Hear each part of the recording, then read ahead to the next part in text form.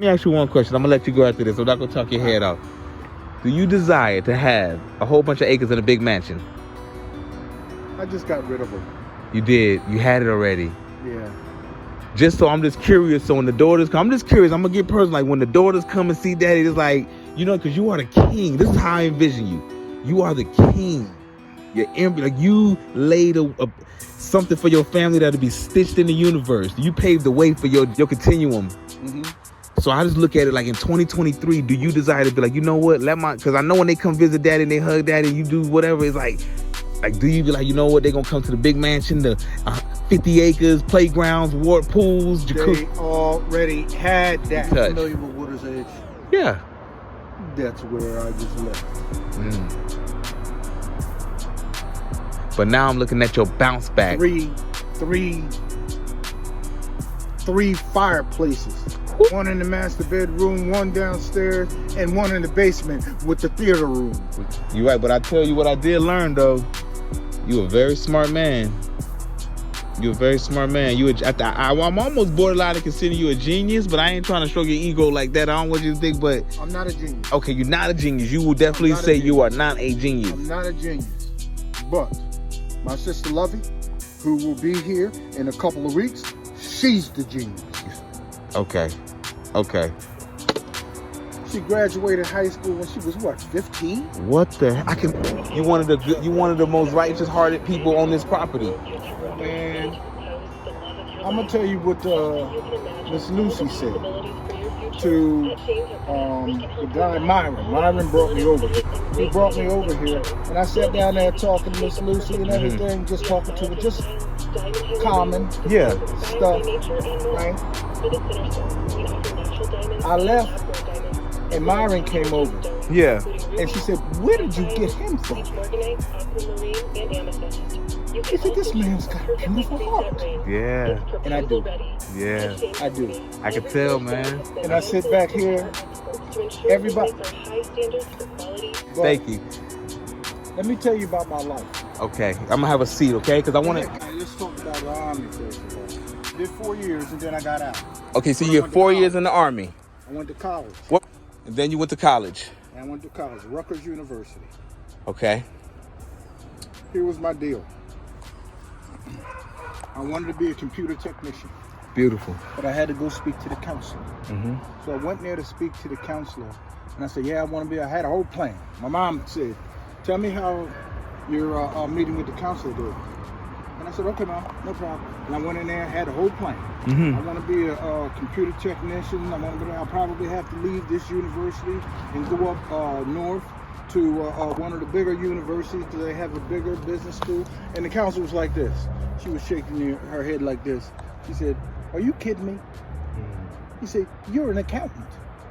I'm not an accountant, but I was good at math. And anytime I needed an easy-ass class to fill my schedule, I took a math class or an accounting class. She said, look at your grades. She said, do you realize how many of these students in the university would die for these grades? I'm like, I'm not an accountant. Right? And she said to me, she said, go home and think about what I said, and then we can have another meeting and we'll talk. I went home, I was pissed. I went home and Mom said, how'd your meeting go? I said, Mom, she's trying to make me an accountant. And she said, why is she trying to do that? She said the students in the university would die for the grades that I have in accounting. And Mom said, and the problem is? Good point. So, make a long story short. You can make it long. I became an accountant. Beautiful. And you know what? I used to take my watch off. I had to audit. I was the accountant, the revenue accountant for the New Jersey State Aquarium. A young black man in charge of anybody who touches any money in this whole freaking place. Damn. And I had to audit everybody. I used to take off my watch and I would put it on the stopwatch part. and I'd hit it and see how long it took me to audit everybody. About an hour. Now, what am I do for the next 7 hours? Look at some fish. And that's what I used to do. And that's what I used to do. And then, but I'm still in the Army Reserves, right? Because I would go back and forth from the Army to the Army Reserves for the whole 33 years, right? Now, all of a sudden, the chief of security was being pushed out, really.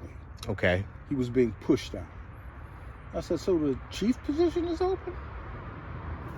I'll apply. I'm military police with a whole bunch of years and got rank. I said, I'll do it. And then the vice president who called me, they called me in there. They called me into the aquarium because there was the auditing was screwed up. And he was used to me and the other corporation that I used to work for auditing. And he said, hey man, how you doing, man? How's it going? Just come up and see me. I said, I'm not looking for a job. He said, I know, but just come up and see me. I went up there. He took me down. We went straight down to where the CEO and the COO are there, right? And we're going down this hallway. Now, this is the first time I've been in the building. Okay. And he go in and say, hey, John. Oh, this is the guy I was telling you about, Craig. He said, Craig, yeah. Hey, how you doing? Yeah, I heard a lot about you. I'm like, I don't even know nobody in this place. Dwight knew me. That's the guy who called me and told me to come up and sing. Right? And I did it. And John came up there and he said, Dwight said, well, I'm gonna leave you and John alone so y'all could talk. And I'm like, wait a minute. This is a setup. Ooh. They want me bad. And you know what I did? I said, I let him talk. I let him finish everything he had to say about the position and everything. I said, John, I didn't come up here to get a job. And they said, well, just think about it and give me a call. I said, fine. And what was this position called? Chief of Security? No. This is a different position. This was when I first got up there. This is the revenue accountant. Gotcha. So I'm sitting over there and I'm looking at these fish and I'm looking at this place, how big it is. You've been to the aquarium down here. And I go in there. I mean, I leave out of his office. I don't even see Dwight no more. I just go up there and I'm looking at fish and I'm looking at these sharks, man. I love these fish. Yeah. In their natural environment. You know, sharks swimming around. I'm talking about sharks. I ain't talking about no sharks. I'm talking about big ass sharks. And just because this is at the Georgia Aquarium or this is at a different New Jersey State Aquarium. Thank you. And I started riding home and I'm thinking about, I said, they want me this bad? I said, they want me. I didn't call them. They called me. You were highly qualified. I'm riding home. I went over to my boy's house. Football game was on. We watching football. I popped a beer. And while I was riding home, before we got to his house, I was riding home. I'm saying, I may have to roll with these guys for a while. If they want me that bad, get some money. I gotta roll with these guys for a while. And I'm sitting there drinking a beer, and I said, in my mind, they told me how much the salary was, and it wasn't bad. Okay. But I'm like, if they want me that bad, they're gonna take it up 10,000. And I called him up. I said, John, I understand you got some problems and everything. I said, and I know I have a reputation of handling. I said, but you got to take the salary of $10,000 from here. And you know what he said? Okay. Thanks for. In other words, just get your ass in here. Did this thought cross your mind? I know me. I'm so like anxious. I would have been like in my brain, like he accepted that too easy. Should I have said 20? In my brain, Right. like Yeah. I'm like that was too easy. Like okay. He said, okay. And the title of this position once again is called Revenue accountant. And you would have been like the senior revenue accountant. This would have been an upgrade from your. There's no one over me. You. Whew. Bad man. You're a bad man. I sat there and trained the girls who were bringing people into the aquarium what to do with their register. If your register is off, because they got to tally it up at the end of the day. If your register is off, I said, don't take any money out and don't put any money in. Give the paperwork to me.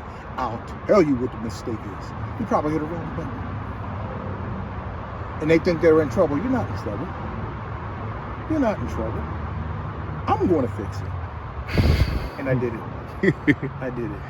But I'm going to tell you, to me, it was a boring job. Oh, it was a boring job? To me. Okay. But it was fun. I made it fun. And how long, like how old were you when you were in that, like if you could like estimate, I know it's a minute, but 20s or 30s? 20s. Okay, you were in your 20s. We could say that. Okay, good. And you did it for how long? That position at that aquarium, at that high position. I don't remember. 5 years, 3 years, 2 years? I'd say about 5. At least 5. You could say if you was to be conservative, at least 3 to 5, you was in that position, just boss hogging it. Boss hogging it. And nobody could do anything with any cash that was coming in except give it to me. I ran the money room, everything. Beautiful position, man. And I trained them how to run the money room. I didn't run the money room. I was just over it. Okay. Man. From did there? that. Okay. And then I said to myself, when the chief was being pushed out. Okay. And now I applied for the chief position. And this is at the same company? The same company. At the aquarium. Okay. They have a policy that they have to offer it to employees first before they take somebody from outside. Of course. I'm with you. I'm following. Let's go. I'm following. And they said that I saw the guys. They were interviewing and stuff. I saw them. And the vice president, the guy Dwight who brought me in, he said he told the CEO, he said, Craig wants to be the chief. He said, Craig's an accountant. Exactly. That's what I was thinking. And then he said, yeah, but he does have a history of the military, and he was a military police officer. And you know what he told him? Bad man. You know what he told him? What he told him? He told him, he said, Craig. He told Dwight. He said, Dwight, that's our policy. Fair is fair. Right. He said, I'll give it to him. He said, he can apply. Bad man. He said, I'll give it to him. He said, but if he fails, he's out of here. He's not going back to accounting. And he said, fine. I came in there and straightened that security thing out so quick. So quick. And they wouldn't let you do both. I know I'm going all over the place. Did you consider doing both? Like, I could put somebody in position to do what I'm doing over there. No, you didn't even think like that. I'm just curious. Stop talking. They put me over both. What the? I don't even remember what my title was. But here's the deal. Security goes 24/7. So therefore, I can come in whatever time I want and leave whatever time I want. And did it. Speechless. And then I got to the point, because I had a house in my 20s. I had a house that I was renovating. I didn't want to work. That's why I told them I'm not looking for a job. I want to be here, renovating my house. But they just snuck me in. But I straightened it all out. But then at one point I said, enough is enough. Okay. I have to go. Did you run it to your 30s or your 40s, or it was like you got out in your 30s? Just to get a frame. I got out in my 30s. Okay, got out in your 30s. We can say that, okay. Early. 30s. Okay, cool. That's good. We'll just get a time slot because I like following your journey to where you at now. You know, this is beautiful. Right. So, I did it. Right? But I'm still in the Army Reserves and everything, and I'm a drill sergeant. Getting them, whipping them in shape. When I was in one of my units, the first sergeant, see, I never wanted to be a first sergeant because I was tired of being over so many people. I never wanted to be one, right? But when I went to this one unit, the first sergeant got sick. He said, well, and he had cancer. You know, God bless his soul. Yep. But God bless his soul. And they said, well, we need somebody to take the first sergeant place. He said, who's the ranking senior non-commissioned officer? He said, Brown. I said, Brown. Who's Brown? He said, you know Brown. He said, the guy that runs fast and beats us all on a 2-mile run. He said, wait a minute. You talk about that kid? He said, yeah. He said, you mean to tell me he ranks everybody? Even you? He said, yes, he does. Damn. But you know what? I didn't want to be it. So I told him, I said, pick somebody else. Too much. Pick somebody else. I don't want to be over everybody. Because we drill sergeants. First of all, we all powerful. Didn't want to be over them, right? So that went on, and then, you know, I stayed a sergeant first class for 22 years. Wow. That's up there. Woo. That is up there. That is 22 years. You know what? And then I spent 33 years in. Do you understand? I just got out in 2014.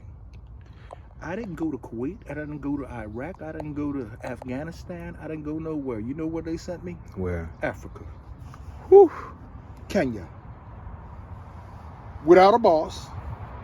I speak Swahili. Okay. I ate their food. Good people, right? Beautiful. Yeah. You go over there. First of all, I walked around for a while without saying nothing to nobody. You know why? Because when I open up my mouth and they find out I'm not Kenyan. That's when the attention come to you. Oh, he's an American. Close your mouth. They think you one of them. Yeah, y'all that's look what they alike. used to call me. What was the name? They gave me an African name, and I can't remember what it is. I'm gonna remember. Yeah, I feel you. And I'm gonna tell you, I was active. I mean, I went back and forth. Oh, from Kenya to or different places in Africa, or was it always just Kenya? I went everywhere. Okay, you been okay. So that's how they did the track. Okay. Oh, and the other part about it was being over in Africa. It's still wartime, you know. But I'm not at war. I don't even have a weapon. They didn't even give me a weapon. Boy, you better stop, boy. You ain't have a weapon. Oh, they don't believe in guns over there like that. You talking? No, they do. They do, but not where your not rank. In my position. But you know what I was making? What? Sitting behind that desk over in Africa. What? 80,000. This is what I was bringing home. $80,000 a year. And you enjoying the whole experience. They paying you to and enjoy. Everything is damn near free for me over there. And it's affordable. Ain't it? That food that hurt is. I've got ebony wood carvings. I used to go to the carving village and tell them what I wanted and let them carve it for me. I didn't go to no stores and buy that stuff. No, I went to the carving village and said, hey, I want 2 of those. My boy, there was one other American over there. Well, one other brother. There was some white boys over there who were assholes. I bet. Who I wanted to. I bet. But anyway, he was Bruce. He was living with me, and we had it made, man. He got a driver. I got a driver. I told my driver, I said, listen, any place that you ever wanted to go in Kenya that you never made it to, tell me now and let's go. And we did. We went everywhere. We had a great time. But then I come back from Africa. Okay. And I'm still a drill sergeant in a drill sergeant unit right here at the Fort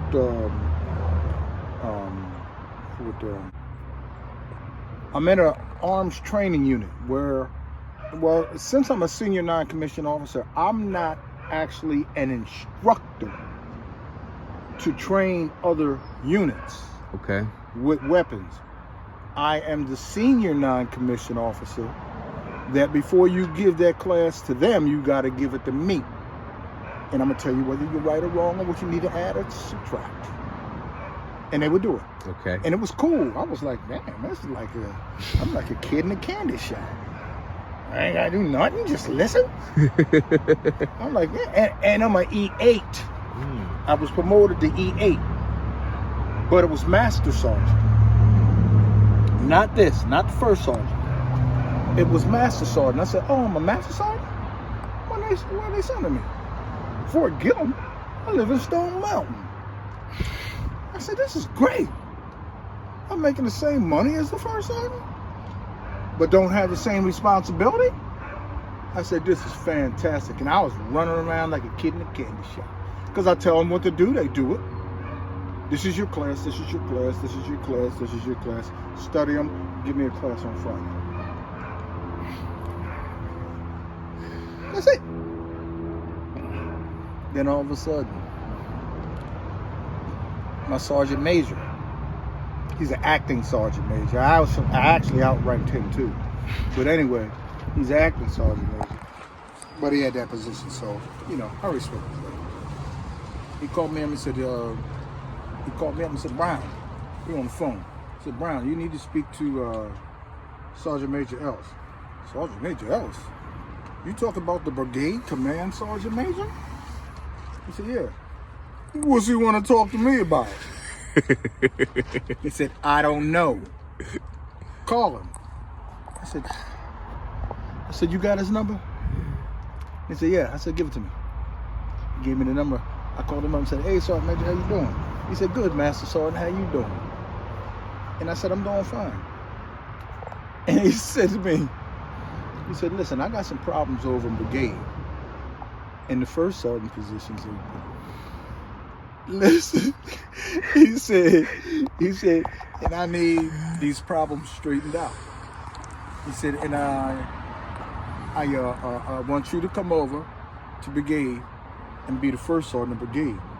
And the first thing out of my mouth was, Sergeant Major, you know that there's a lot of master sergeants in battalion that would love that position and take it right away. And he said, you don't understand what I'm saying. I need you to be the first sergeant at brigade. Well, I said, Sergeant Major, you gonna be in your office tomorrow? He said, yeah, I'll be in my office. I said, well, how about I come over there and we'll sit down and we'll talk and we'll make some decisions on that. And he said, you don't understand. In other words, he was asking me first, but then he went to tell me, this is who you are. And he said, you don't understand what I'm saying. And then he said to me, he said, you said you got my back, didn't you? I did say. I said, and I do.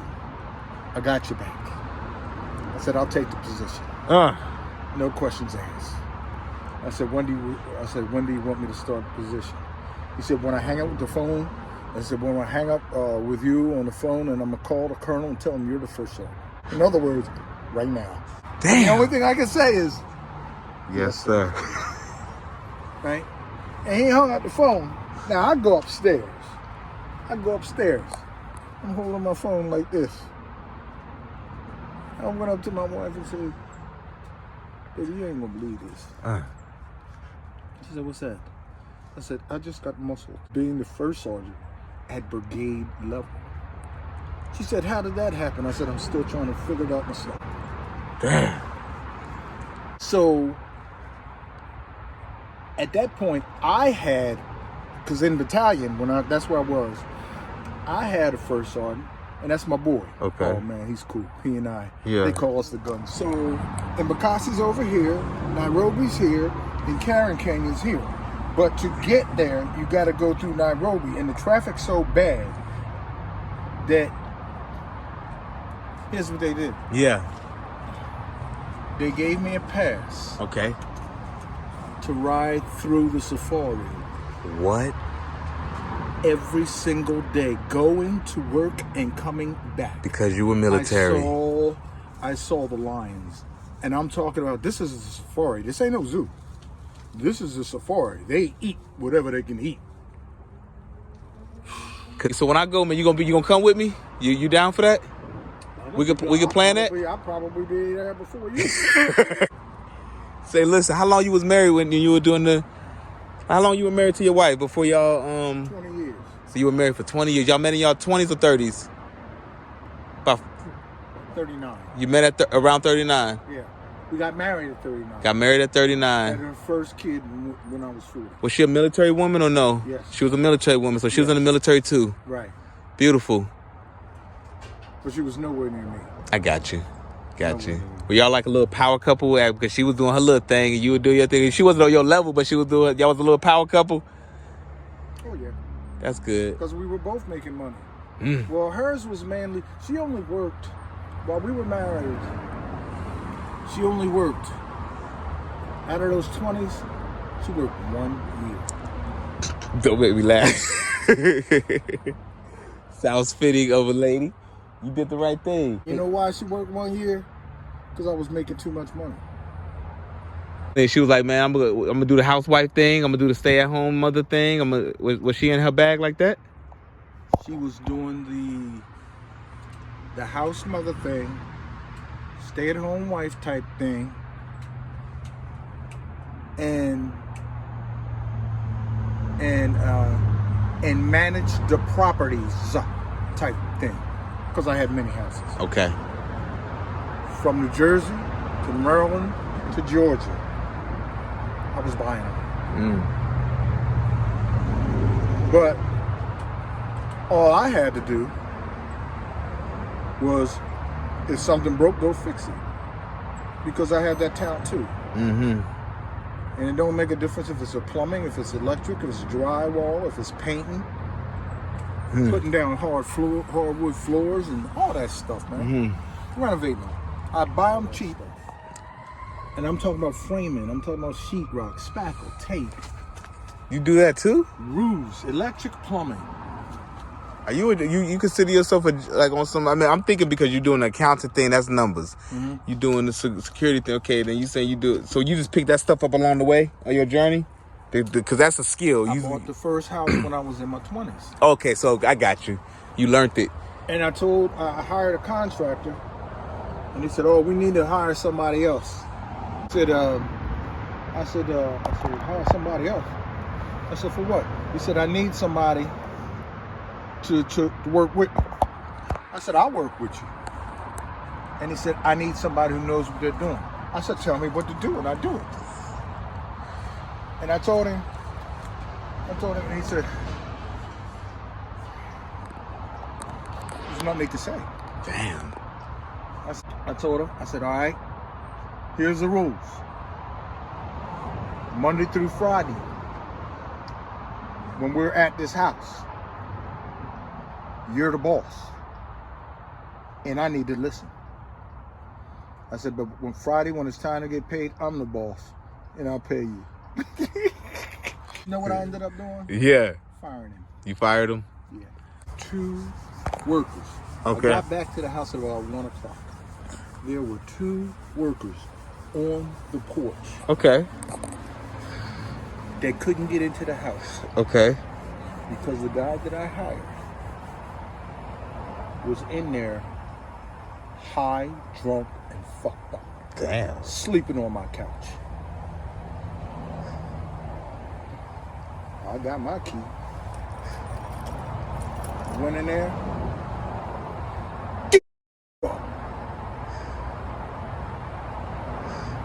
And he said, yo, man, I had a rough night, man. I said, I don't give a damn. I said, I got to pay these men for working, and they're not working because you sleep on the couch? Open up your van, get my tools out, put them in the house, and get the fuck out of here. But you know what? That was in my 20s, and I still have that house today, and it's a triplex. Deep. I'm in a duplex. The one I gave my sister's a triplex. That was a homestead. My dad gave it to me. My dad came to me. I went up to Jersey just to handle some stuff in my house, because he's got a house, I got a house. And I went up there to handle some stuff, right? And he's in his bedroom. I guess back then he was in his 70s. 70s, maybe 80. Mm-hmm. Right? He's in there, and he's sitting on the bed, smoking his cigarettes like he always does. He said, Craig, come here. I said, yeah, Dad. He said, here, I want you to read this. Huh. I said, okay. And I took it, I didn't know what it was. It was his last will and testament. And I read it. And he said, basically, make a long story short, he's leaving me the house. Oh, okay. And I said, Dad, I live in Georgia now. I said, my older brother was Victor and my younger sister was Leslie. And I said, Dad, why don't you leave it to Victor or Leslie? They're here. And he said, I can't leave it to them. I have to leave it to you. If I leave it to them, the thing will be gone in no time.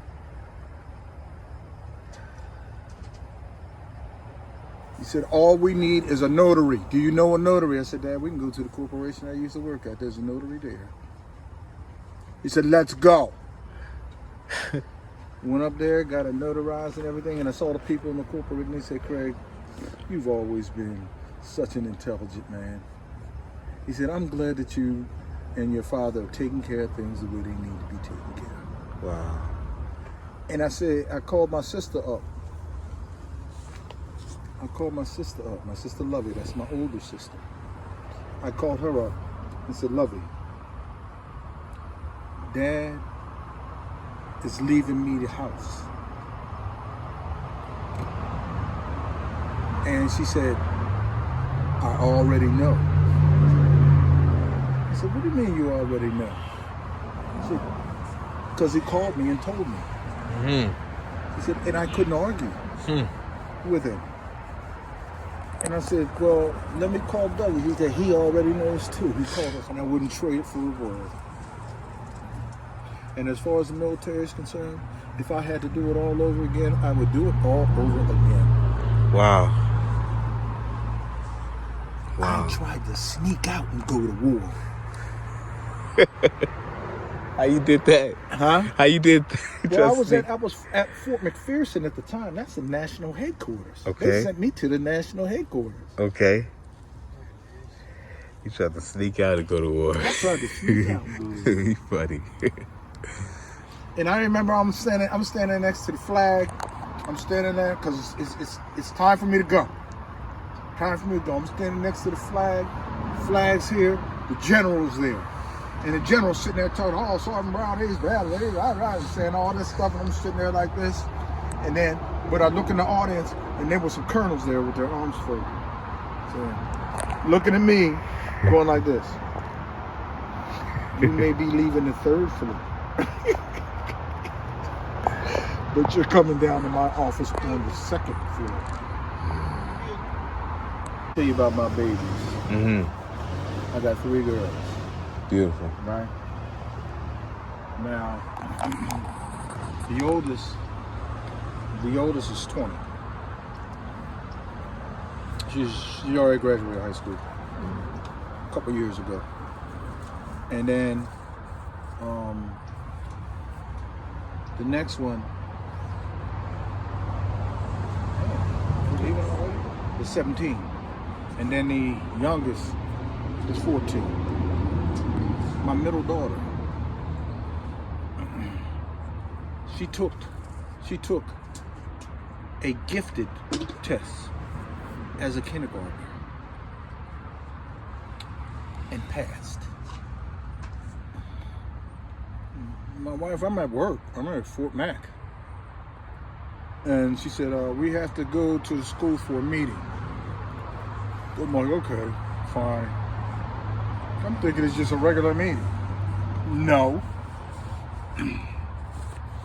They brought us in there. And they were like, this is the first time in the history of the school that we had a kindergarten take the gifted test and pass.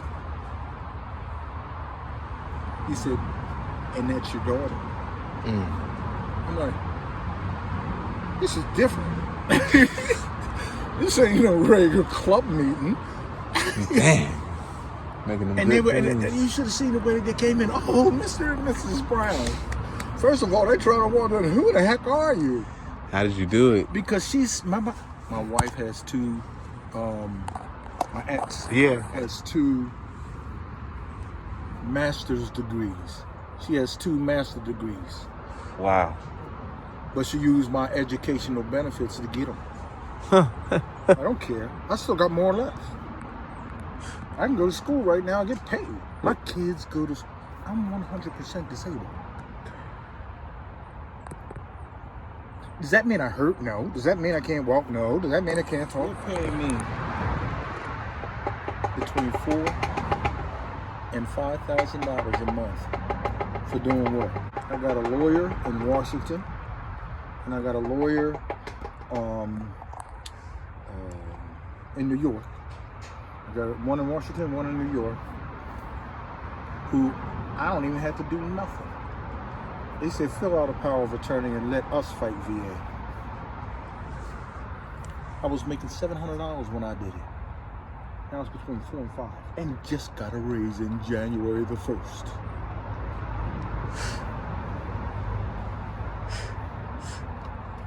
So let me ask you. Yeah. You know, And that's not my military pension. That's just my VA benefit.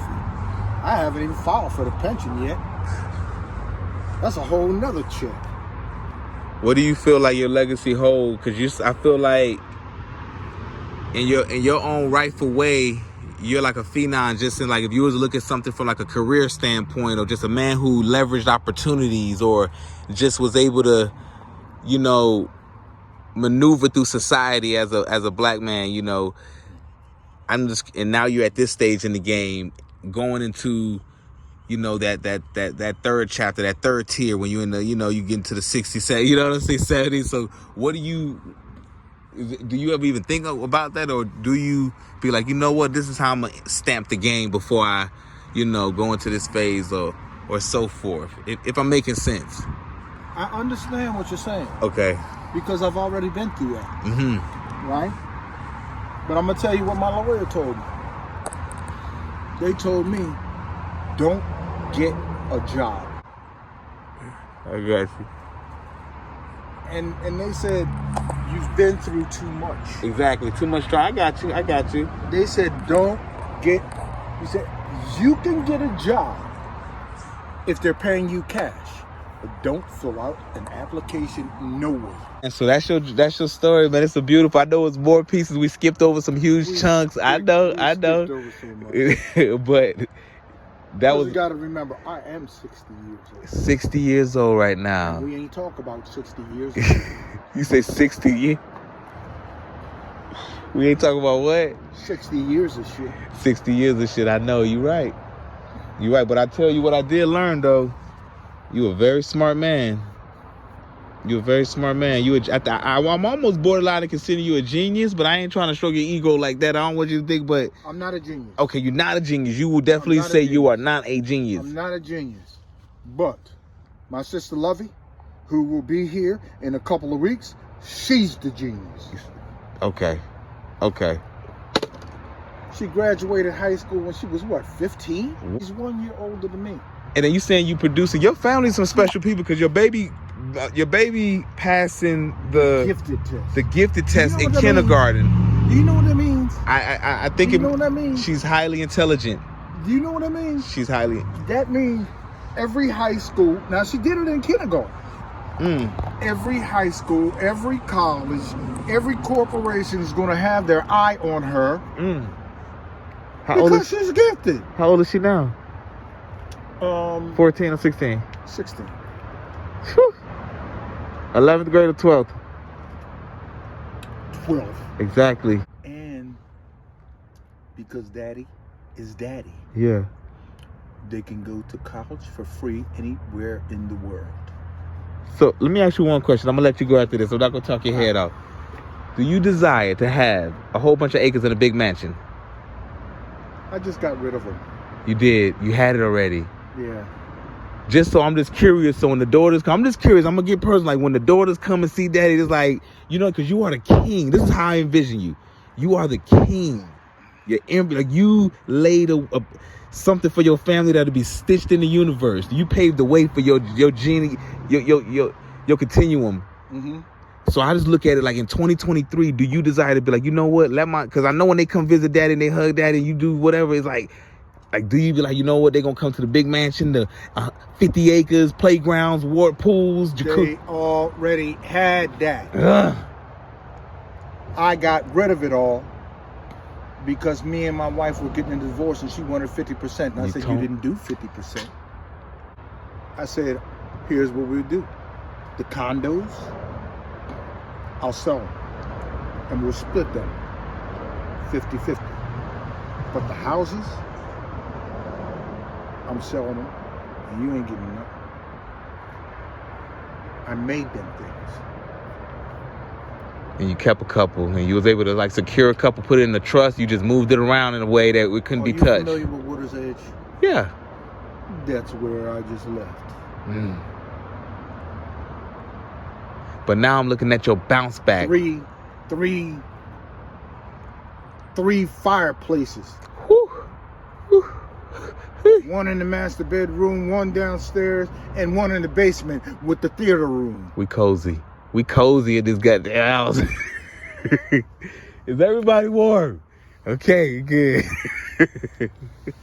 Listen, man. We didn't even have to turn the heater on. I know. Listen. And I'm going to tell you, the basement was unfinished. Okay. I finished it. Because you do all that work. Check this out. I used to call it was a bar area. Mm-hmm.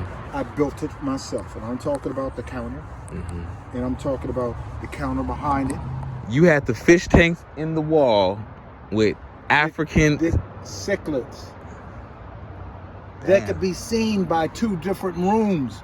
My office and the bar area, which I call the lounge because the kids use it too. So I take it because you worked. It was just off the chain, man. The kids was like, Daddy did all this, and I did it all. It was an unfinished basement, and it was a room for them to play. It was a storage room, a room for them to play, the theater room with the risers, and everything in there. Projector up here, shining on the freaking wall. I didn't even have I got a screen, but I didn't even use it. It's too little. Look, man, you on point. So they had it. So you saying they know what it is? You like they had it. They know what it is. They know they came up in luxury and royalty. They know what the hell going on. And when they come visit daddy, and I'm looking at it in 2023, like when they come visit daddy now, like in 2023, like what do you see? Like what are your plans? And you don't got to give me your detailed plans because those are your plans, but I'm just curious on, like I know you did mention earlier you did mention that earlier. You get another one. You're gonna go purchase a house. And I might go back to Water's Edge. I don't know. Mm-hmm. I don't know. Do you like land or you not a land man? You don't want all that? No. Okay. Because right now it's just me. Mm-hmm. It's just me. So therefore, let me see. My house that I had was 2 acres. Okay. But it was corner property. That was some beautiful. Man, it was hard to cut that. Was that the one in Water's Edge? Yes. Yeah, 2 acres in Water's Edge. You was balling. Damn, I know you sold that for 300,000-400,000, maybe 6. No, not that much. 250. 3. 300. Okay, I was close. I was close. 3. So I made 75 and put it in my pocket. Beautiful, beautiful, beautiful, man. You and your wife talk to this day, or no? Y'all do not talk. We don't talk. Gotcha. I mean, ex-wife. Excuse me. We don't talk. We don't talk. Gotcha. Because she don't want to talk to me. I want to talk to her. Oh, for real? Yeah. Why she don't want to talk? She still mad? No, because she's somebody. But it's 2023 and y'all is moved on. Y'all can be, but hey, it's cool. I don't care. You're girls too now, you know. And you was so hey, it's all good. Hey, we ain't man, tripping. watch your mouth. Don't say that too loud. All right, my fam. Rest in power to Craig. My condolences to his family, his loved ones, and his friends. I had the honor and the privilege to sit down and have a candid conversation with Craig. I tried to edit the video because I always want to shine the brightest light on Craig. Craig was such a generous man with a beautiful heart. You can tell he was filled with love.